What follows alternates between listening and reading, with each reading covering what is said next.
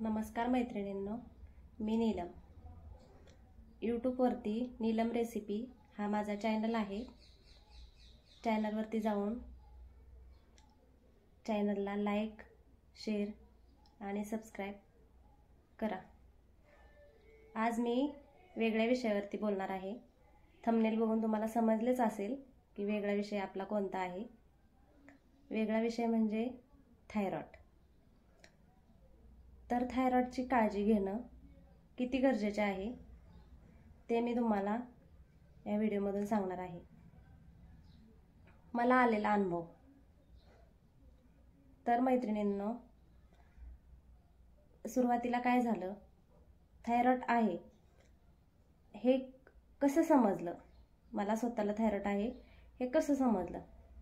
सुरुवातीला काय झालं, अंगावरती सूज येत होती आणि घशालाही सूज आलेली. पण असं वाटत होतं की तब्येत झाली आहे, म्हणजे थायरॉइड आहे हे कधी डोक्यातच आलं नाही, पण हे थायरॉइडचं लक्षण होतं. आणि अशी सूज वाढत वाढत चालली होती. पण एक दिवशी असं झालं की घशावरती जरा जास्त सूज वाटायला लागली. म्हणून आम्ही म्हटलं की दवाखान्यात गेले पाहिजे, जास्त सूज वाटते. मग तिथं डॉक्टर म्हटले की तुम्ही थायरॉइडची टेस्ट केली का? मग कधीच केली नव्हती, त्यामुळं म्हटलं नाही केली. तर डॉक्टर म्हटले थायरॉइडची टेस्ट करून घ्यावी लागेल. तर थायरॉइडची टेस्ट केली, तर टेस्टमध्ये थायरॉइड आहे अशी पॉझिटिव्ह टेस्ट आली. मग रिपोर्ट बघितल्यानंतर जरा टेन्शनच आलं. आता म्हणजे एकदम थायरॉइड आहे असं ऐकल्यानंतर मग डॉक्टरांना विचारलं की म्हणजे कुठे ट्रीटमेंट घ्यावी लागेल किंवा काय असं, म्हणजे थायरॉइड झाल्यानंतर काय करावं लागतं, कारण थायरॉइडच नव्हता त्यामुळे तो अनुभवच नव्हता. तर डॉक्टर म्हटले काय नाही, फक्त एक छोटीशी गोळी असते ती तुम्हाला चालू करावी लागेल. तर डॉक्टरांना विचारलं, म्हणजे त्यासाठी डॉक्टर स्पेशलिस्ट वगैरे असं दुसरे बघायला लागतील का, तुम्ही देणार? तर डॉक्टर म्हटले मीही देऊ शकतो. मग आमच्या इथलेच आहे डॉक्टर, ते चांगले फेमस, त्यांच्याकडेच सुरुवातीला मी ट्रीटमेंट चालू केली. पण ट्रीटमेंट सुरू केल्यानंतर मला असं म्हणजे कसं म्हणतो आपल्याला, पाहिजे असा फरक काही जाणवतच नव्हता. म्हणजे सारखं हे झाल्यासारखं, थकवा आल्यासारखं, आळस, झोपावं असं वाटायचं, कुठलं काम नको, चिडचिड, हे सगळं सुरू राहत होतं. आणि सूजही कमी आली नव्हती, येत नव्हती सूजही. मग त्या डॉक्टरांचे 3 महिने ट्रीटमेंट आम्ही सुरूच ठेवली. मग त्यानंतर 3 महिन्याने डॉक्टर म्हणते पुन्हा तुम्हाला टेस्ट करावी लागते 3 महिन्यांनी. मग 3 महिन्यांनी टेस्ट केली आम्ही. 3 महिन्यांनी टेस्ट केल्यानंतर डॉक्टरांनी थोडे परत डोस, म्हणजे 100 mgची गोळी होती पहिल्यांदा, नंतर त्यांनी डोस कमी केला, पण पाहिजे असा काही फरक नव्हता. मग नंतर आम्ही ती गोळी त्यांनी त्या गोळ्या वगैरे दिल्या. मग घरी आलो आम्ही, पण फरक नसल्यामुळे परत ठरवलं की आपण म्हणजे दुसरे एखादे स्पेशलिस्ट डॉक्टर आहेत का असं आपण बघूया, चौकशी करूया. तर मग दिलेल्या डॉक्टरांनी गोळ्या त्या सुरूच होत्या. मग नंतर आम्ही बारामतीला चौकशी करू म्हटलं आपण, तिकडं जरा आहेत मोठे मोठे हॉस्पिटल, तिकडे जाऊन.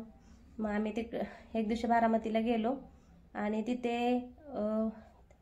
तिथे मग दुसऱ्या डॉक्टरांना ते रिपोर्ट वगैरे दाखवले. तर ते डॉक्टर पण म्हणले की, म्हणजे त्यांनीही गोळ्या दिल्या. मग गोळ्या दिल्यानंतर त्याही गोळ्या मी सुरू केल्या त्या डॉक्टरांच्या, परत दुसऱ्या डॉक्टरांच्या. पण त्याही गोळ्यांना तितकासा काही फरक पडला नाही. बरं, त्या डॉक्टरांनी आम्हाला 6 महिन्याने ब्लड टेस्ट करण्यासाठी बोलवलं परत. मग आम्ही 6 महिन्यानंतर गेलो. मग 6 महिन्यानंतर पुन्हा टेस्ट केली आम्ही.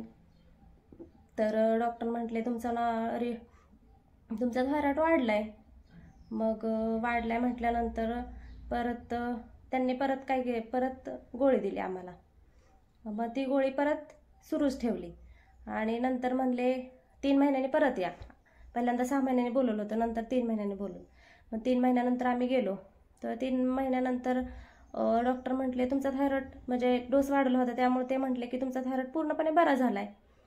तर बरा झाल्या म्हटलं, आम्हाला तर आनंदच झाला बरा झालाय म्हटल्यावर. मग आम्ही म्हणजे नंतर तिथून डॉक्टरांबरोबर चर्चा केली आणि घरी आलो. पण बरं झालंय म्हटल्यानंतर गोळी बंद झाली. गोळी बंद झाल्यानंतर पुन्हा त्रास व्हायला लागला. म्हणजे पहिल्यांदा पण घशावरती सूज होतीच, पण थोडीशी कमी झालेली, एवढी नव्हती. पण पुन्हा आहे अशी जास्त सूज वाढली. मग जास्त सूज वाढली, आम्ही पुन्हा त्याच डॉक्टरांकडे गेलो आणि तिथं टेस्ट केली तर पुन्हा रिपोर्ट नॉर्मलच आला. म्हणजे मला इतकं सांगायचं आहे ताईंनो की ज्या लॅबमध्ये आपण रिपोर्ट करतो ना, ते एकच लॅब ठेवायचं. सारखं सारखं बदललं ना तर असा गोंधळ होतो. एक लॅब ठेवलं ना, एक तर सरकारीतलं तरी ठेवायचं किंवा आपण दुसरीकडे कुठे करत असेल बाहेर तर तेच ठेवायचं. मग तिथं पण पुन्हा त्यांनी सांगितलं की नॉर्मलच रिपोर्ट आहे तुमचा, पूर्णपणे थायरॉइड बरा झालाय.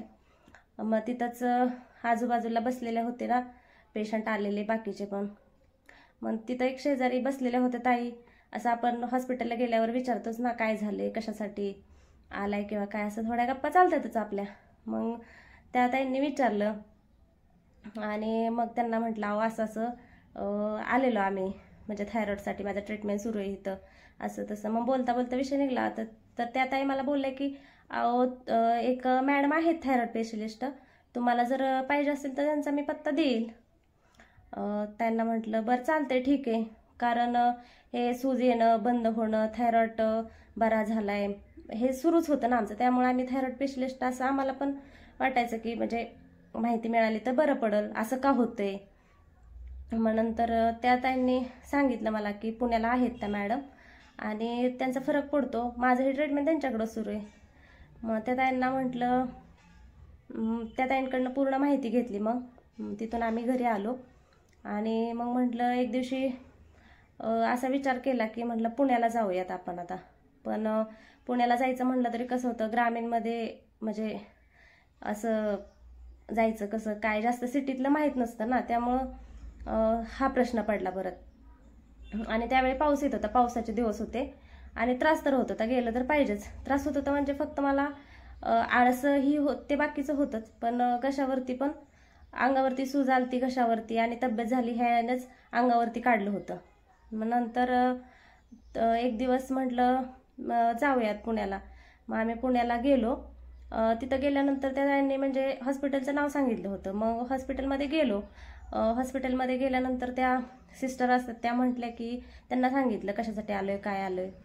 तर त्या म्हणल्या अहो नंबर फुल झालेत म्हणल्यात, मॅडमची आधीच अपॉइंटमेंट घ्यायला लागते, डायरेक्ट नंबर असा दिला जात नाही, तुम्हाला उद्या सकाळी 11-12 वाजता नंबर मिळेल. आता हे ते तिथं गेल्यानंतर समजलं. मग आता राहायची तर सोय नाही, म्हणजे ओळख वगैरे नाही काय, घरी मुली एकट्याच आणि मग थांबून तर चालणार नाही.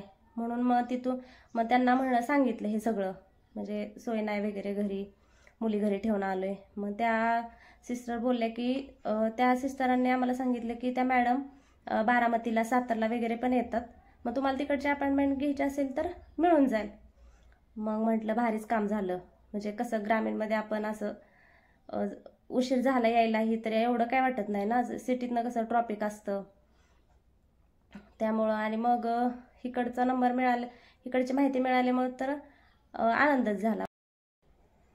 मग ते माहिती मिळाली होती बारामतीला येतात सातारला येतात.